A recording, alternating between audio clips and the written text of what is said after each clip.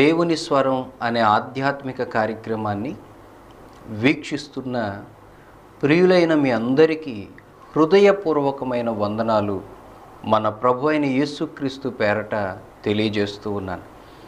మీరంతా క్షేమంగా ఉన్నారని, మీరు క్షేమంగా ఆత్మలో వర్ధిల్లుతూ అన్ని విషయాల్లో వర్ధిల్లాలని మేము ప్రార్థన చేస్తూ ఉన్నాం. దేవుని కృప మీకు తోడై ఉండునుగాక. నీవేయని నమ్మిక యేసు నాకు, నీవేయని నమ్మిక,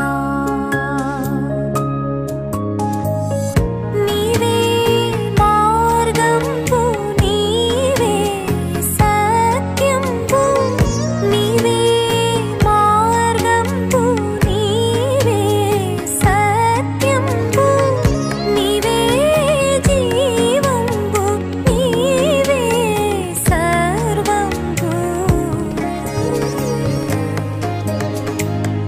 నీవేయని నమ్మిక యేసు నాకు, నీవేయని నమ్మిక.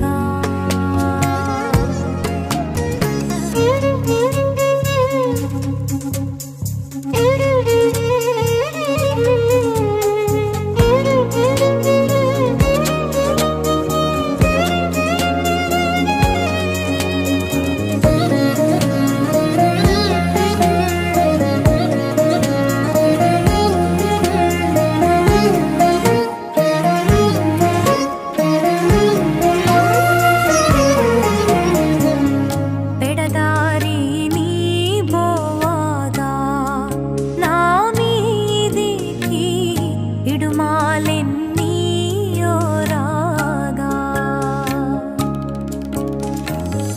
అడవిలో పడి నేను అడలోచునుండగా, అడవిలో పడి నేను అడలోచునుండగా, తడవకుండా దొరకు ధన్యమౌ మార్గంబు, నీవేయని నమ్మిక యేసు నాకు, నీవేయని నమ్మిక.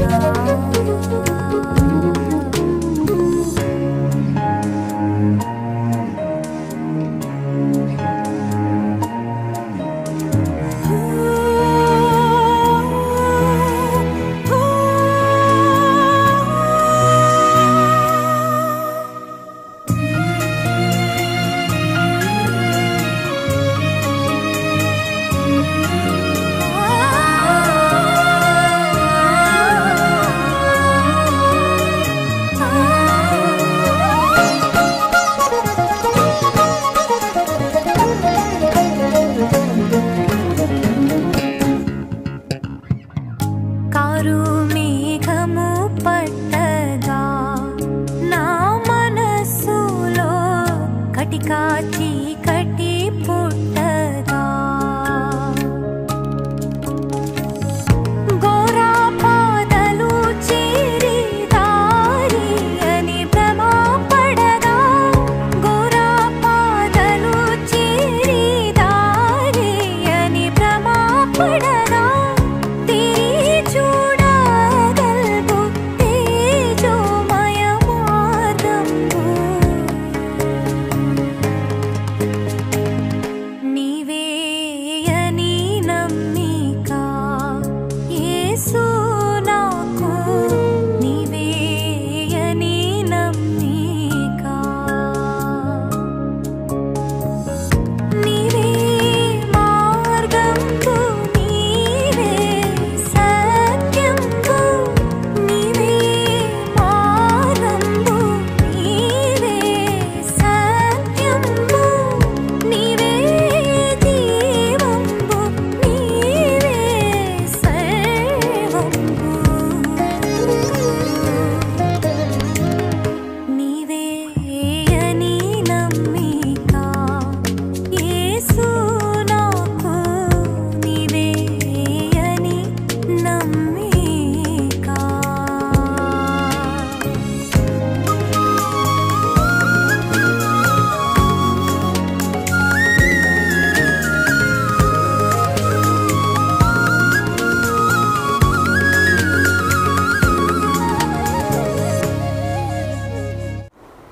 మన ప్రార్థనా జీవితాన్ని బలపరుచుకునేందుకై ఈ ఎపిసోడ్లో యూదా రాజైన ఆసా చేసిన ప్రార్థనను గూర్చి పరిశుద్ధాత్మ దేవుని సహాయంతో కొన్ని సంగతులను నేర్చుకుందాం. దినవృత్తాంతముల 2వ గ్రంథం 14వ అధ్యాయం 11వ వాక్యంలో ఆసా ఈ విధంగా ప్రార్థన చేశాడు. ఆసా తన దేవుడైన యెహోవాకు మొరపెట్టి, యెహోవా, విస్తారమైన సైన్యము చేతిలో ఓడిపోకుండా బలము లేని వారికి సహాయము చేయుటకు నీకన్నా ఎవరునూ లేరు. మా దేవా యెహోవా, మాకు సహాయము చేయుము. నిన్నే నమ్ముకొని ఉన్నాము. నీ నామమును బట్టియే ఈ సైన్యమును ఎదిరించుటకు బయలుదేరి ఉన్నాము. యెహోవా, నీవే మా దేవుడవు. నరమాతృలను నీ పైని జయమొందనీయకుము అని ప్రార్థింపగా, యూదా రాజైన ఆసా ఆనాడు చేసిన ఈ ప్రార్థనలో ఈనాడు ప్రార్థనా జీవితంలో మనం ఎదగడానికి, ప్రభువుకు సమీపంగా వెళ్ళడానికి మనం నేర్చుకొనవలసిన అమూల్యమైన పాఠాలను, ఆత్మ సంబంధమైన సంగతులను పరిశుద్ధాత్మ దేవుడు తన లేఖనంలో వ్రాయించి ఉంచాడు. వాటిలో నుండి కొన్ని సంగతులు, కొన్ని పాఠాలు, కొన్ని ఆత్మ సంబంధమైన విషయాలను గ్రహించే ప్రయత్నం పరిశుద్ధాత్మ దేవుని సహాయంతో చేద్దాం. దినవృత్తాంతములు 2వ గ్రంథం 14వ అధ్యాయం 8వ వచనం ప్రకారం యూదా రాజైన ఆసాకున్న సైనిక బలం 5,80,000 మంది. దినవృత్తాంతముల 2వ గ్రంథం 14వ అధ్యాయం 9వ వాక్యం ప్రకారం యూదా రాజైన ఆసా మీదికి దండెత్తిన కూషీయుడైన జరహు సైన్యం 10 లక్షల మంది. 5,80,000 మంది సైన్యం కలిగిన ఆసా మీదికి 10 లక్షల సైన్య బలంతో వచ్చిన అతని విరోధి అతనికి భయాన్ని కలిగించసాగాడు. ఇది యూదా రాజైన ఆసా శక్తి సామర్థ్యాలకు మించిన సమస్య. అతడు మహారాజు, యుద్ధ ప్రావీణ్యం కలిగినవాడు, సైనిక బలం ఉన్నవాడు. యుద్ధ సమయంలో ఎటువంటి జాగ్రత్తలు తీసుకోవాలి, ఎటువంటి ప్రణాళికల ప్రకారం శత్రు సైన్యాన్ని ఓడించాలి అనే విషయాలు తెలిసినవాడు. కానీ ఇప్పుడు అవేవి అతనికి ఉపయోగపడవు. అతని శక్తి సామర్థ్యాలకు మించిన సమస్యను అతడు ఎదుర్కొంటున్నాడు. మన జీవితంలో కూడా మన ఆర్థిక బలానికి మించిన సమస్యలు, మన బుద్ధి వివేకములకు, మన శక్తి సామర్థ్యాలకు మించిన సమస్యలు ఎన్నో మన మీదికి దండెత్తి వస్తాయి. చాలాసార్లు మన జీవితంలో మన శక్తి సామర్థ్యాలకు మించిన సమస్యలతో పోరాటం చేస్తూనే ఉంటాం. ఇప్పటికే కొన్ని సమస్యలతో మనం పోరాటం చేస్తున్నాం. రాబోయే రోజుల్లో మరికొన్ని సమస్యలతో మనం పోరాటం చేయవలసి ఉన్నాం. ఆసా చేసిన ప్రార్థన, అతని జీవిత విధానం అతనికి దేవుని సహాయాన్ని, గొప్ప విజయాన్ని అందేలాగా చేశాయి. గుర్తుపెట్టుకోండి, తన శక్తికి మించిన సమస్యతో అతడు పోరాటం చేస్తున్న వేళ దేవుని ఎదుట అతడు జీవించిన జీవితం, ఆయన ముందు మోకరించి అతడు చేసిన ప్రార్థన అతనికి గొప్ప విజయాన్ని, అతని రాజ్యంలో నెమ్మదిని, క్షేమాన్ని కలుగజేశాయి. ఈరోజు ప్రభు అయిన యేసుక్రీస్తు రక్తంలో కడగబడి ఆయన వాక్యంతోనూ ప్రార్థనలోనూ ఆయనతో సహవాసం చేస్తున్న మనం కూడా మన శక్తికి మించిన జీవిత సమస్యలతోనూ, ఇక ఆధ్యాత్మిక జీవితంలో ఎదురయ్యే శోధనలు, పోరాటాలు మధ్యలోనూ జయం పొందాలి అంటే యూదారాజైన ఆసా వలె మనం ప్రార్థన చేయాలి. కేవలం ప్రార్థన చేయడం మాత్రమే కాదు, ప్రార్థనకు ముందు మన జీవిత వైఖరి, మన జీవిత విధానం, మన ప్రార్థనా జీవితానికి, దేవుని వాక్యానికి అనుకూలమైనదిగా ఉండి తీరాలి. ఆనాడు యోధా రాజైన ఆసా జయం పొందాడు అంటే దానికి కారణం అతని భక్తి కలిగిన జీవితం, అతని యొక్క ప్రార్థన. 2వ దినవృత్తాంతాలు 14వ అధ్యాయం 2 నుంచి 4 వచనాల ప్రకారం యూదా రాజైన ఆసా యథార్థమైన హృదయంతో దేవుణ్ణి ఆశ్రయించి ప్రార్థన చేశాడు. యూదా రాజైన ఆసా యథార్థమైన హృదయముతో దేవుణ్ణి ఆశ్రయించి తన ఆపద కాలంలో తన శక్తికి మించిన పోరాటం చేస్తున్న సమయంలో అతడు ప్రార్థన చేశాడు, విజయాన్ని పొందాడు. యథార్థమైన హృదయంతో దేవుణ్ణి ఆశ్రయించుట అనే మాటను గూర్చి దేవుని వాక్యంలో ఆశీర్వాదకరమైన 3 అర్థాలున్నాయి. ఒక వ్యక్తి యథార్థమైన హృదయంతో దేవుణ్ణి ఆశ్రయించి ఆయనకు మొరపెట్టినప్పుడు అద్భుతమైన ఫలితాలను చూడగలుగుతాడు. ఏ తరంలోనైనా, ఏ కాలంలోనైనా, ఏ ప్రజల మధ్యలోనైనా ఒక గొప్ప ఉజ్జీవం రావాలి అంటే, అద్భుత కార్యాలు జరగాలి అంటే, దేవుని ప్రణాళిక నెరవేరాలి అంటే తప్పకుండా దేవుణ్ణి ఆశ్రయించుట అనే పని జరగాలి.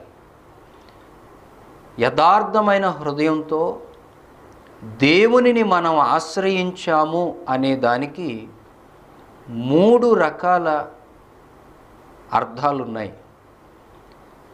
3 రకాల ఆశీర్వాదకరమైన లక్షణాలను దేవుని వాక్యం చూపిస్తుంది. నేను దేవుని యందు భయభక్తులు కలిగి ఉన్నాను, నేను ప్రార్థన చేస్తున్నాను, నేను ఆయనకు మొరపెడుతున్నాను అని చెప్పుకునే ప్రతి భక్తునిలో ఈ 3 రకాల నిదర్శనాలు కనబడాలి. అప్పుడు తప్పనిసరిగా ఆ వ్యక్తి ప్రార్థన ఫలిస్తుంది. ఆ భక్తి జీవితంలో దేవుని అదృశ్య హస్తం గొప్ప కార్యాలు జరిగిస్తుంది. యథార్థమైన హృదయంతో ఆశ్రయించుట అనగా దాని అర్థం ఏమిటి అంటే, దేవుని సన్నిధిని, సహవాసాన్ని, ఆయన రాజ్యాన్ని, పరిశుద్ధతను మనసారా కోరుకొని దీక్షతో వెంబడించడం. సమస్య వచ్చినప్పుడు మన శక్తికి, మన పోరాటానికి, మన బుద్ధి వివేకాలకు మించిన కఠినమైన పరిస్థితులను మనం ఆధ్యాత్మిక జీవితంలోనూ, కుటుంబ జీవితంలోనూ, సామాజిక జీవితంలోనూ మనం అనుభవిస్తున్నప్పుడు మన హృదయాన్ని దేవుని వైపు పూర్తిగా త్రిప్పుకోవలసిన వారమై ఉన్నాం. ఆయన సమీపముగా ఉండగానే ఆయనను వెదకమని యెషయా గ్రంథం 55వ అధ్యాయం 6వ వాక్యంలో రాయబడింది. కష్టాలు, సమస్యలు, ఇబ్బందులు మనల్ని సమీపించినప్పుడు అంతకు ముందుగానే మనకు మరింత సమీపంగా ఉన్న మన ప్రభు వైపు మన హృదయాన్ని త్రిప్పుకోవాలి. తనకంటే బలమైన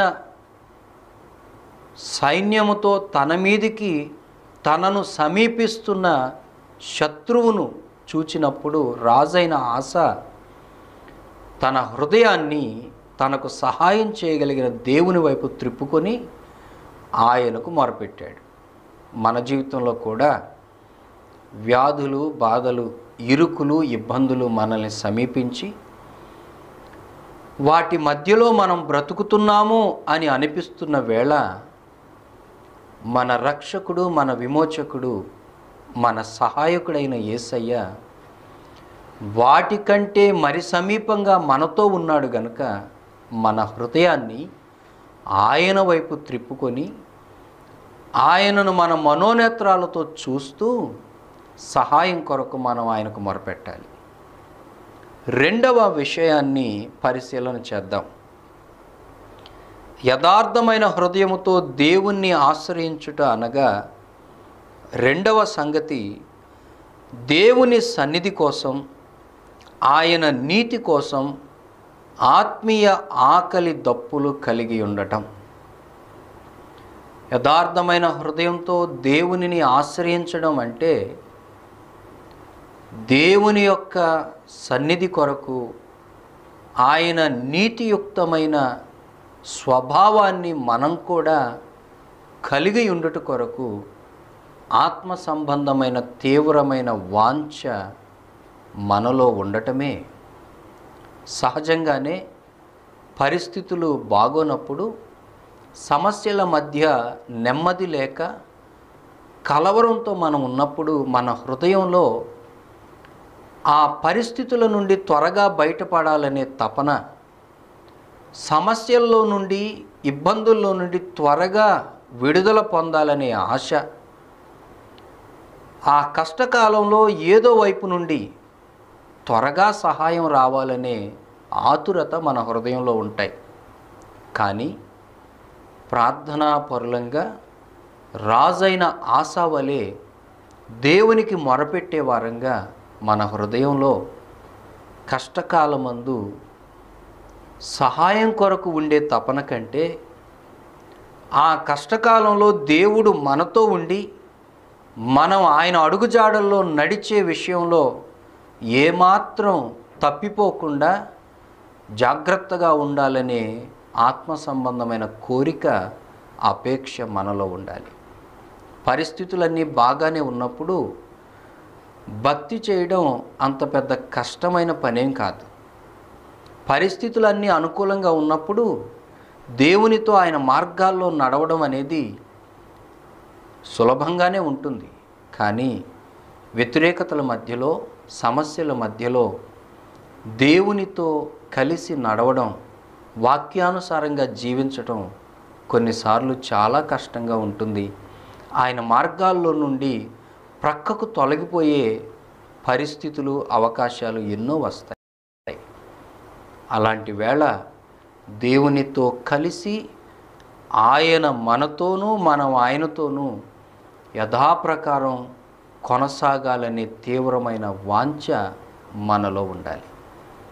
యథార్థమైన హృదయంతో దేవుణ్ణి ఆశ్రయించడం అనగా మూడవ విషయం, దేవుని చిత్తాన్ని చేయడానికి తన్ను తాను శ్రద్ధగా అప్పగించుకోవడం మరియు దేవుణ్ణి బాధపరిచే ప్రతిదానిని విడిచిపెట్టడం. దినవృత్తాంతాల 2వ గ్రంథం 7వ అధ్యాయం 14వ వాక్యంలో, నా పేరు పెట్టబడిన నా జనులు తమ్మును తాము తగ్గించుకొని తమ చెడు మార్గాలను విడిచిపెట్టి నన్ను బ్రతిమాలుకున్నప్పుడు నేను వారికి సహాయం చేస్తానని దేవుడు వాగ్దానం చేస్తున్నాడు. యూదారాజైన ఆస దేవునికి వ్యతిరేకమైన పద్ధతులను, విగ్రహారాధనను, ఆచారాలను తాను విస్మరించి తన రాజ్యంలో ఉన్న ప్రజలకు కూడా వాటిని చెయ్యకూడదు అని ఆజ్ఞాపించి గొప్ప సంస్కరణ తీసుకుని రాగలిగాడు. దేవునిని బాధ పెట్టేది, దేవునికి ఇష్టం లేనిది తన జీవితంలో కానీ తన ప్రజల జీవితంలో కానీ లేకుండా జాగ్రత్త పడ్డాడు. యథార్థమైన హృదయంతో మనం దేవుణ్ణి ఆశ్రయించడము అంటే దేవునికి ఇష్టమైన వాటిని మాత్రమే మన జీవితంలో, మన హృదయంలో నిలుపుకోవాలి. దేవునికి బాధ కలిగించేది, దేవునికి కోపాన్ని కలిగించేది, దేవునికి మహిమ తీసుకుని రాకుండా ఆయనను అవమానపరిచే ఏదైనా మన జీవితంలోనూ, మన క్రియల్లోనూ, మన ఆలోచనల్లోనూ లేకుండా జాగ్రత్త పడాలి. ఈ 3 విషయాల్లో మనం జాగ్రత్తగా ఉండి రాజైన ఆసా వలె ప్రార్థించినప్పుడు తప్పనిసరిగా గొప్ప కార్యాలను మనం చూడగలుగుతాం. అలాంటి కృప దేవుడు మనకు ఎల్లప్పుడూ అనుగ్రహించునుగాక. మరొక ఎపిసోడ్లో మరొక ప్రార్థనతో కలుసుకుందాం. దైవాశీస్సులు.